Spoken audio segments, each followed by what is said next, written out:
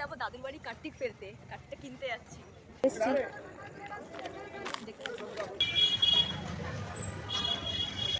আবার বলো। এই যে আমার কাকাকে কোলে তুলে নিয়ে এসে, আমার এটা হলো ছোট কাকা, আজকে দাদুর বাড়িতে ফেলবো কাকাকে।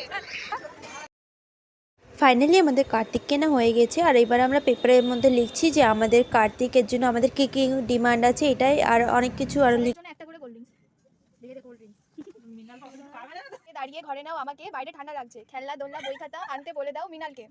রবিবার সন্ধ্যায় আমার ভাগ্নি বর্ষা, মাম, ভাইজি, নন্দিনী, পুকু, দিদি, লাবণী, মিঠুকে পেট পুড়ে খাওয়াতে হবে। আর ভাগ্নি, ভাইজি, দিদিরা এলে হাতে 1001 টাকা দেবে মুড়ে। আমি বিরাটিতে ঘুরছিলাম, তখন ওদের সাথে দেখা, ওরা আমাকে তোমার বাড়ি পৌঁছে দিয়েছে, তোমরা আমাকে আদর করে ঘরে তুলে নাও। তাই আমি চাই ওরা যা খেতে চাই তাই ওদেরকে খাওয়াবে, ওদের যত্ন কোনো ত্রুটি না থাকে, তাহলে আমি খুব কান্না করবো।